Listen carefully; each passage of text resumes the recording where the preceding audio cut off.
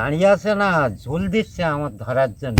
আমার ওই পালার বাড়িতে ওর কিন্তু কিছু জট ওখান ছিঁড়ে পড়ে গেছিল। আচ্ছা, হুম।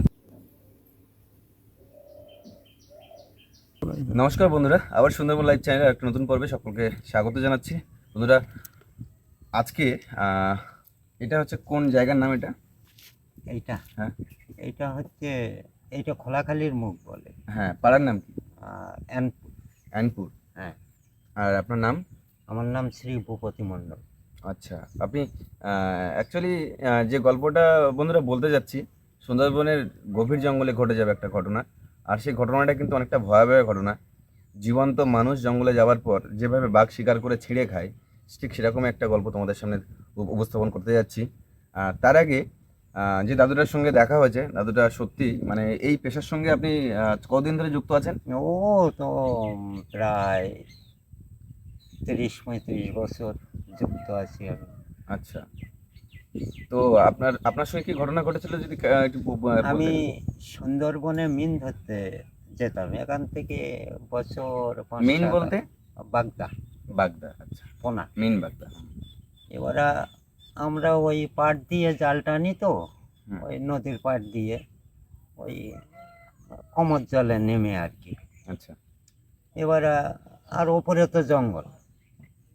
এবারে আমরা মিন ধরতে গিয়েছি, আমি ওই খোলাখালির ভেতরে মিন ধরতে গিয়েছি, আমরা 4-5 জন গেছি। হুম।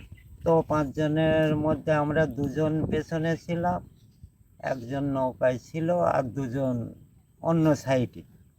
হুম। এবারে আমার সঙ্গে একটা মেয়ে ছিল। এবারে হঠাৎ ওই মেয়েটা আমার আগে ছিল, হঠাৎ কিন্তু বাঘ বেরিয়ে পড়লো। এখন ওই টিমমেট কজন ছিল, মানে কজন কজন করে? আমরা 5 জন ছিলাম। আচ্ছা। আর তখনকার দিনে কি মিন ধরতে কি বা জঙ্গলের মধ্যে যেতে হতো? হ্যাঁ, মিন ধরতে তখন সরকারি একটা নির্দেশ ছিল আচ্ছা, তো যে এতটা রেস্ট্রিকশন ছিল না তো? না, এতটা ছিল না। আচ্ছা। তো যাই হোক, এবারে ওই বাঘটার সঙ্গে ওই মেয়েটার দেখা হয়। হুম। ওই মেয়েই দেখে ফেলেছিল বাঘটা। ফার্স্ট ও দেখে? ওই দেখে, দেখে ও সঙ্গে সঙ্গে ওই মানে খুব ভয় করে নদীর মধ্যের দিকে ও সাঁতরে চলে গেল। হুম। তো আমি একটু দূরে ছিলাম, আমি বলি কী ব্যাপার। তারপরে ও নদীর মধ্যে যেয়ে তো ঢেউ হচ্ছে, চলকা হচ্ছে জলে। হুম। ও খালি বলছে ওখানে বাঘ। হুম। আমার হাতে একটা টানা জাল আছে, মানে নেট আর কি, যা আচ্ছা। দিয়ে বাগদা ধরা হয়। এইবারে ওই আমি একটু এগিয়ে যেয়ে, তখনও বাঘ কীরকম 7-8 হাত দূরে, হুম। ওপরে আমি নিচে। মেয়েটা? না, মেয়েটা সাঁতার দিচ্ছে আচ্ছা। নদীর আর মধ্যে, আরেকজন?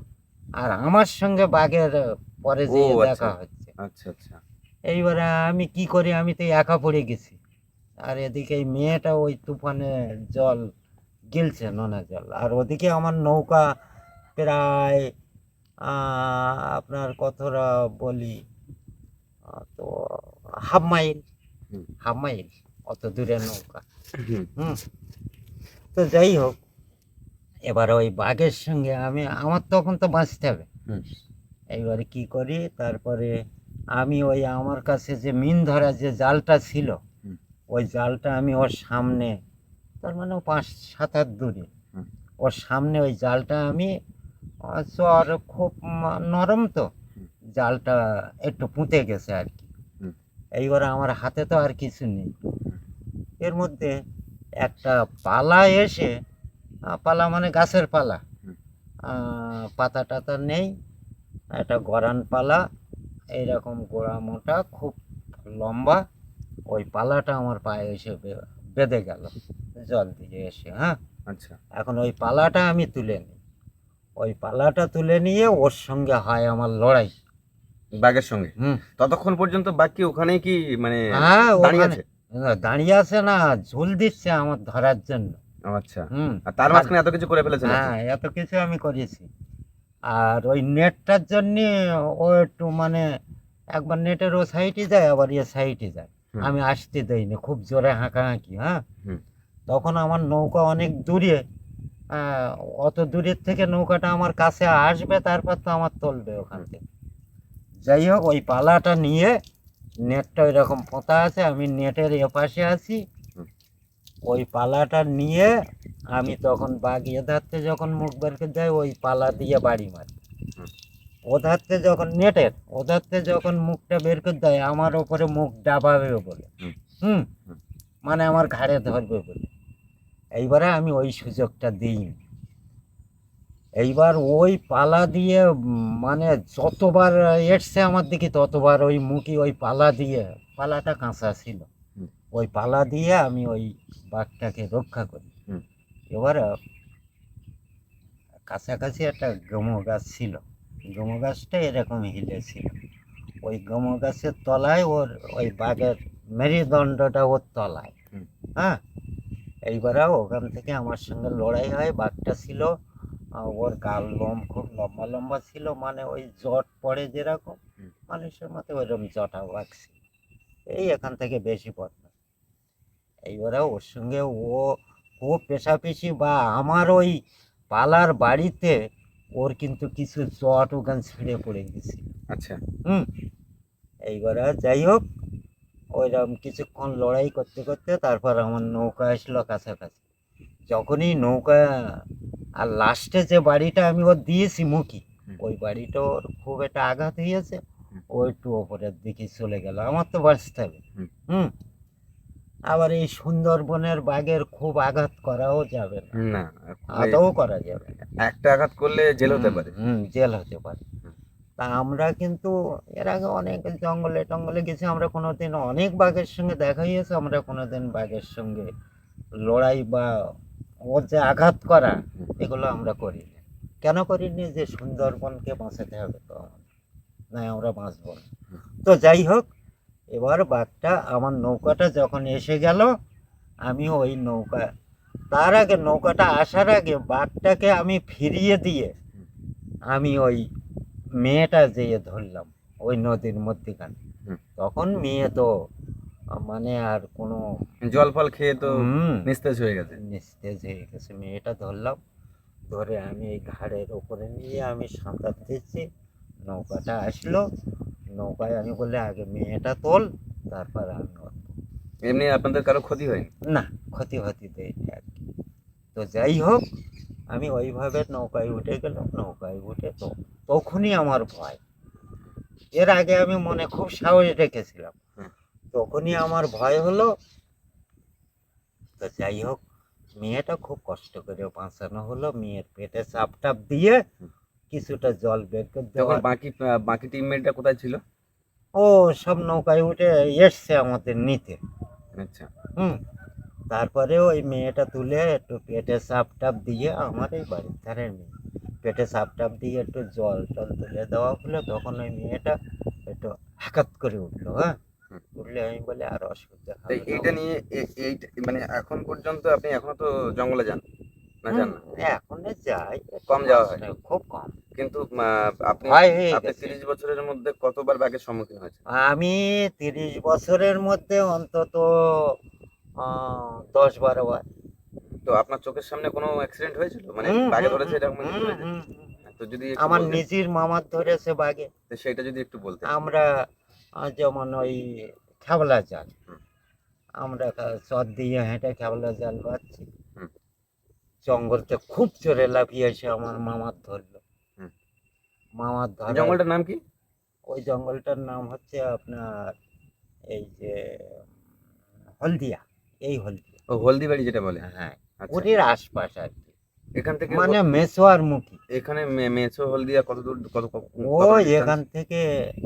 এখান থেকে অনেক অনেক সময় লাগবে, আচ্ছা। প্রায় এখান থেকে 2 ভাটা লেগে যাবে। তো আপনি হচ্ছে যখন ওই খেওড়া জাল বাচ্ছিলে, বাইতে বাইতে যে গাড়োয়ার পড়লো, তারপর কি হলো? তারপরে ও ধরে, তখন তো আর লড়াই করার মতন নেই, আমরা না। 7 জন লোক ছিলাম, হ্যাঁ। ধরে নিয়ে ও টেনে নিয়ে ওপরে নিয়ে চলে গেল। হুম। হ্যাঁ, তো আর আমরা সাহস করে যাইনি। আর ও তো এমনিতেই মেরে ফেলেছে। হুম। তো তখনকার দিনে ওইসব হ্যাবা ওইসব লাশ টাশ নিয়ে আসলে অনেকে সুযোগ পালিয়ে নিয়ে আসে, আর আমরা সুযোগ পাইনি, আমরা নিয়ে আসতে পারিনি। হুম, এইরকম। তারপরে মাছ ধরতে যেয়ে আমার আর এক মামার বাগে ধরেছিল আমাদের সামনে থেকে। হুম। ওই ধাক্কায় আমরা যে লাইনে 4 জন লোক দাঁড়িয়ে আছি, হুম।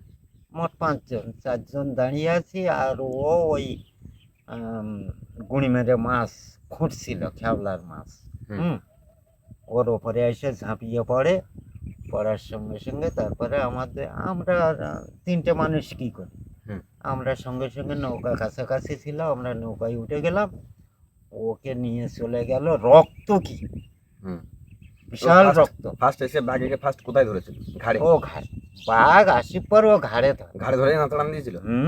সঙ্গে সঙ্গে। আচ্ছা। আর মাথা টাথা যখন চাপ দেয় তখন একটা মড়মড় শব্দ হয়, হুম। হাড়টাড় ভেঙে যায় সব। হুম। যখন খুব ওরা মর্মান্তিক মৃত্যু। বিশাল। চোখের সামনে এগুলো দেখার পরে আপনি কেন যান, মানে এই পেশায় দেখুন, না? আমরা খুব গরিব মানুষ। আচ্ছা। আজকে যদি একটা লোক জঙ্গলে অ্যাক্সিডেন্ট হয়, হুম। এখান থেকে 5 দিন পরে কি 10 দিন পরে আবার আমার জঙ্গলে যেতে হয়, হুম। না বাস কাজ কি খেতে দেবে, আচ্ছা। এইরকম। আচ্ছা, এমনি আপনার গ্রামে জমি জায়গা কিছু নেই? আমার জমি বলতে ওই ভিটে বেড়ে 1 বিঘে জমি। চাষের জমি নেই? তা আপনার পেশা মানে জঙ্গলে, সুন্দরবন জঙ্গলে মধু সংগ্রহ করা, মধু সংগ্রহ করা। কাঁকড়া ধরা, মাছ ধরা, এটাই? হ্যাঁ। আর তা এখন আপনার কটা ছেলে মেয়ে? আমার আমার 2টো পক্ষ আছে। 2টো পক্ষ বলতে আগের স্ত্রী আমার, প্রথম যে স্ত্রী ওই মিন ধরতে যেয়ে আমার ধারের থেকে কুমিরে নিয়ে গেছে। ওই ঘটনাটা একটু বলুন। হুম। ওই ঘটনাটা একটু বলুন। সেটা আপনার এইখানে ঘটেছে। ওই জায়গাটার নাম মিন কি? ধরতে মানে যেয়ে এখানে কি ওই খোলাখালির খোলাখালির মুখে? হ্যাঁ, হ্যাঁ। মিন ধরতে যেয়ে তো আমার আগে আমার স্ত্রী ছিল, হুম। আমি ছিলাম পিছনে। হুম। ওই মিন ধরতে স্ত্রীর পা ধরলো, ধরে নিয়ে চলে গেল। নিয়ে চলে গেল। আপনি কোথায় ছিলেন? ডিস্টেন্স? তো ধরুন 10 হাত। 10 হাত? হ্যাঁ, চোখের সামনে থেকে নিয়ে চলে গেল। নিয়ে চলে গেল। না একদম, মানে মধ্যে নিয়ে একদম আর দেখা যাচ্ছে না। আচ্ছা।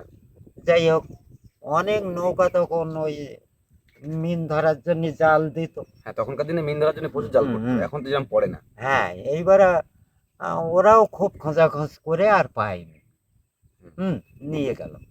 তারপরে ওখানে সে একটা বিশাল মর্মান্তিক ঘটনা এগুলো। তো যাই হোক, তা আপনার তখন ছেলে মেয়ে টোটাল কজন আছে? তখন ওরা 2টো বোন ছিল, একটা ভাই ছিল। আর পরের তখন পক্ষ? ওরা খুব ছোট। আর পরের পক্ষ? পরের পক্ষ 2টো ভাই। দুটো ভাই, তারা সবাই এস্টাবলিশড, মানে কাজবাজ করে, বিদেশে থাকে নাকি? ও বাইরে কাজ বাজ করে। আচ্ছা। তাহলে যাই আপনি আপনি আপাতত এই পেশার সঙ্গে আপাতত একটুখানি ডিস্টেন্স রেখেছেন হ্যাঁ, বা দূরে আছেন? হ্যাঁ, একটু দূরে আছি। আচ্ছা। আমার আর এখন যেতে দেয় না। না, আপনি যাবেন কেন? আপনার ছেলে পুলে মানুষ করেছেন, বড় হ্যাঁ, করেছেন, তারাই আয় ইনকাম করছে। এবারে খুব কষ্ট করে ওদেরকে বড় করা হয়েছে, এখন ওরা আইন আচ্ছা, আপনি তখনকার দিনে যে গেছিলেন, হুম, যে আপনার চোখের সামনে আপনার দুজন মামাকে নিয়ে গেল, নিজের হুম, স্ত্রীকে কুমিরে নিয়ে গেল, হুম, তারপরেও সবকিছু মানে নিয়ে কি করে যেতেন? কিছু করার নেই। তখন ওই ভয় থাকতো। হুম। তবুও আমি যদি সুন্দরবনের থেকে ইনকাম না করি তা আমি কিছু না করি তাহলে বাড়ি মেনটেন করা যাবে না। হ্যাঁ, বাড়ি মেনটেন করা এখন যাবে। আপাতত সংসারের পরিবেশ ঠিক। এখন আপাতত মোটামুটি ভালো। এখন আমরা সরকারি শিল্পী। আর এখন আপনার এজ কত হচ্ছে? এখন আপনার এজ কত হচ্ছে? বয়স হ্যাঁ। তো এই 60 চলছে। 60 চলছে। আর আপনি কি বলছেন, সরকারি একটা কি বলছিলেন? সরকারি আমরা শিল্পী। শিল্পী? হুম। হ্যাঁ, কি কি যেমন? যেমন আমাদের সরকারি কার্ড আছে। আচ্ছা। আমরা মাস গেলে 1000 টাকা করে পাই। আচ্ছা, আচ্ছা, আমরা প্রোগ্রাম করলে 1200 টাকা করে পাই। আচ্ছা। এগুলো আমাদের অ্যাকাউন্টে সরকার দেয়। হুম। তো যাই হোক, এখন আপনার প্রোগ্রামটা কিসের উপরে? মানে আমার বনবিবি যাত্রা। বনভোজ যাত্রা? তা যদি একটুখানি যদি বনভোজ যাত্রার হালকা কিছু যদি দেখাতেন। সেটা আমার বাড়িতে দিয়ে যাবো। আচ্ছা। চলুন বাড়িতে যাই। এখন এই যে মর্মান্তিক ঘটনা, হ্যাঁ। তো দেখা গেছে যে সব আমার আত্মীয় পরিজনের মধ্যে এই মানুষগুলো চলে গেল। হুম। তো এই বাঘে ধরলো, ওই মরে গেল সঙ্গে সঙ্গে। একবারে মাথা টাথা ভেঙে গুঁড়ো করে দিল সামনে। হুম। তা এত ভয় এর মধ্য দিয়ে তবু জঙ্গল করিস। এই আচ্ছা, বাচ্চা মাঝখানে কাচ্চা মানুষ আপনাকে করি। একটু থামি, একটুখানি কথা বলি। অ্যাকচুয়ালি আমি এই গ্রামের ছেলে, ঠিক হুম, আছে? হুম। আমার ঠাকুরদা, আমার ঠাকুরদা, আমার বাবা সবাই কিন্তু নদীতে মাছ কাঁকড়া মেরে জীবিকা নির্বাহ করতো। হুম। তো কথা বলার উদ্দেশ্য একটাই, যে আমার বাবা কিন্তু কাঁকড়া ধরেছে। আমার বাড়িতে আমার ঠাকুমাকে কুমিরে খেয়েছে, আমার দুটো কাকুকে বাঘে খেয়েছে। আমার বাবা একবার নয় একাধিকবার বাঘের সঙ্গে লড়াই করে বাড়ি ফিরেছেন। আপাতত এখন জঙ্গলে আর যান না, এই পেশার সঙ্গে আর যুক্ত নেই। আমি তো অন্য লড়াই করে হুম। ফেলেছি। তো অ্যাকচুয়ালি আপনার কাছ থেকে এইটা শোনার আর আমাদের দর্শক বন্ধুদের সামনে তুলে ধরার একটাই রিজন, যে সুন্দরবনের প্রচুর মানুষ আছেন সুন্দরবনের শেষ প্রান্তে, যারা মাছ থেকে কাঁকড়া থেকে মারা মাছ কাঁকড়া মারা এই জীবিকার সঙ্গে যুক্ত আছেন। তো তারা কতটা ভয়াবহ লাইফস্টাইল তাদের, তারা কতটা ভয়াবহভাবে তাদের জীবনযাপন করে থাকেন, সুন্দরবনের জঙ্গলের মাছ কাঁকড়া মধু সংগ্রহ করে জীবন জীবিকা নির্বাহ করে থাকেন। তো এটাই আপনাদের সামনে তুলে ধরার। আর সব থেকে বড় কথা, যে এই মানুষগুলোকে সত্যি মানে যেভাবে কষ্ট করতে হয় প্রত্যেকটা মুহূর্তে, আর প্রত্যেকটা মুহূর্ত জীবিকার সন্ধানে যতটা লড়াই করতে হয়, অনেকটা মর্মান্তিক। আর এই বিষয়গুলো আপনাদের সামনে তুলে ধরার জন্য অ্যাকচুয়ালি এই ছোট ছোট বাঘে ধরা কুমিরে ধরার গল্পগুলো উপস্থাপন করে থাকি। দেখেছেন দাদু কিন্তু একটা বাঘের গল্প কুমিরের গল্প শুনিয়েছেন। তো যাই হোক, দাদুর কাছে এসছি কেন এসছি, তার রিজন কি সেটা আস্তে আস্তে আপনারা বুঝতে পারবেন। আর এদিকে আমার সঙ্গে আছে দীপাঞ্জন ভাই, আর ক্যামেরার পিছনে আছে আমাদের বন্ধু। তো যাই হোক, তো আজকে আর বন্ধুর নাম হচ্ছে প্রতাপ। তো প্রতাপ বন্ধু আছে আর দীপাঞ্জন ভাই আছে, আর এদিকে দাদুকে কাছে পেয়েছি। তো অ্যাকচুয়ালি যাবো দাদুর বাড়ি এখন। তো চলো দাদুর বাড়ি যাচ্ছি, আর দাদুর বাড়ি গিয়ে কথা হচ্ছে আর কি কি হচ্ছে দেখতে থাকবো। চলো। দাদু বাড়িতে এখন কে কে থাকে? এখন বাড়িতে আমার স্ত্রী আর আমি, ছেলেরা বাইরে। দাদুর বাড়ি তাহলে এইটা? হুম, এইটা আমার ঘর। তাহলে তো অনেক খাটাখাটনি করে তো এই ঘরটা বানতে হয়েছে না? ছেলেরা হেল্প করে দিল? হ্যাঁ, ছেলেরাই তো ওরাই তো করলো। হ্যাঁ। আমার কি ক্ষমতা ছিল? তাহলে এখন আপনার স্ত্রী আর আপনি আছেন? হুম। আচ্ছা, চলো ধরে চলো। চলো। আসো বন্ধু, আসো।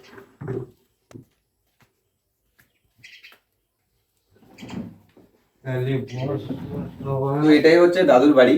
দাদুর বাড়ি দাদু নিয়ে এসছে। দাদু অ্যাকচুয়ালি দুঃখে যাত্রার সঙ্গে যুক্ত। দুঃখে যাত্রা একটা পেশা। তো দাদু খুব ভালো অ্যাক্টিং করে থাকেন দুঃখে যাত্রায়।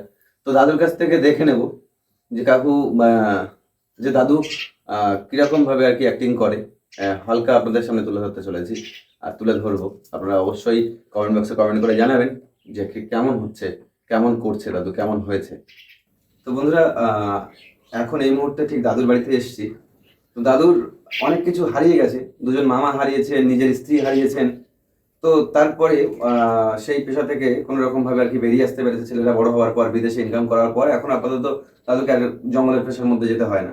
তো দাদু এখন নতুন একটা পেশার মধ্যে ঢুকেছে, সেটা হচ্ছে দুঃখে যাত্রা।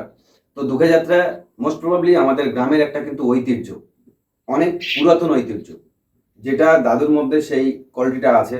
এবং দাদু সেখান থেকে কুমিরের অ্যাক্টিং করেন, বাঘের অ্যাক্টিং করেন, আরো অনেক রকমের পার্ট তিনি জানেন। তো ছোট্ট একটা দাদুর কাছে একটা ডায়লগ শুনে নেবো দুঃখে যাত্রার। তো দাদু, একটা ছোট্ট একটা ডায়লগ তুমি বলে শোনাও। একে একে 4 দিন হয়ে গেল, সদা চিন্তিত মনে শয়নে স্বপনে জাগরিত হচ্ছে আমার মনে। পুত্র হারা জননী আমার কাছে এসে বলবে, কই ধনা, তুমি একা দেশে এলে আমার দুঃখে আসি নাই। ভাবিজি, দুঃখের কথা কি বলবো আর, কাষ্ঠ ভাঙিবার জন্য গেল জঙ্গল মাঝারি, কেঁদো খালির চলে খাইল বাঘেতেই। ভাবিজি, ভেবে আর কি হবে বলো, তুমি যে কটা দিন বাঁচবে তোমার খোরাক পোশাক আমি জুগিয়ে যাব। এই যা চলে গেল, পাগলিনীর মতো চলে গেল, যাই দেখি গেল কোথায়। মানে এতটুকুই ডায়লগ এখন আর কি বললো? দুঃখেরটা, দুঃখেরটা বললেন তো, না কারটা বললেন আপনি? ধনাটা। ধনারটা বললেন। তো এবারে একটা কুমিরের একটা অ্যাক্টিং দেখি হালকা করে। কুমিরের ওই ড্রেস পরে হ্যাঁ, কুমিরের এটা দেখাতে হবে। হ্যাঁ একটুখানি। এই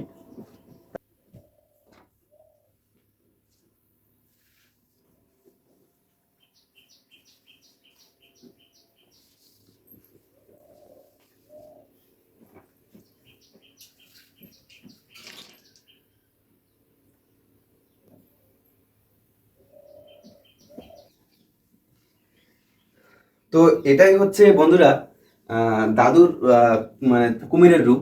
যখন আর কি দুঃখে যাত্রার মধ্যে যখন সামিল হন, তখন কিন্তু এই পোশাকটা কিন্তু পরতে হয়। আর এটার একটা মানে এটা একটা পার্ট আছে, এই ধরো এই বেশটা দাদু নিয়েছেন, আর পাশের যে মানুষ আছে তারা হচ্ছে এফোর্ট দেয়। তো এটা হচ্ছে দাদুর আর একটা রূপ। দাদুর এখানে একটা রূপ শেষ নয়, কিন্তু দাদুর আরো একটা রূপ আছে, সেটা হচ্ছে বাঘের। তো দাদু এটা খুলে ফেলো। আর বন্ধুরা, দাদু কিন্তু এই পেশার সঙ্গে কিন্তু অনেক বছর ধরে যুক্ত। আগের যুগটা আর দাদু এই এই পোশাকটা যখন পরো তখন কোনো অসুবিধা হয় না? কমফোর্টেবল থাকে তো? হুম, কোনো অসুবিধা দমটুম লাগে না তো? তো একটু ইয়ে লাগে। এরপর কি আর বাঘেরটা দেখাবে? না, বাগেরটা ড্রেস এখানে নেই, আচ্ছা আচ্ছা। ওখানে। তো যাই হোক, দাদুর এটাই হচ্ছে দুঃখে যাত্রার অ্যাক্টিং রোল, একটা ছোট একটা পার্ট তুলে ধরলো আপনাদের সামনে। তো আশা করছি এই রোলটা আপনাদের ভালো লাগছে, বা আশা করছি এই রোলটা আপনাদের ভালো লেগেছে। তো আপনাদের যদি ভালো লেগে থাকে, তো দাদুর এই অ্যাক্টিং এর জন্য অবশ্যই একটি লাইক করে দেবেন। আর যে সমস্ত বন্ধুরা চ্যানেল নতুন, চ্যানেলটিকে অবশ্যই সাবস্ক্রাইব করে আমাদের ফ্যামিলি মেম্বার হয়ে যাবেন। তো ভিডিওটা এখানে শেষ করছি, দেখা হচ্ছে নতুন কোনো ভিডিওতে। ততক্ষণ পর্যন্ত সবাই ভালো থেকো, সুস্থ থেকো, আর আমাদের পুরোনো ভিডিও দেখতে থেকো।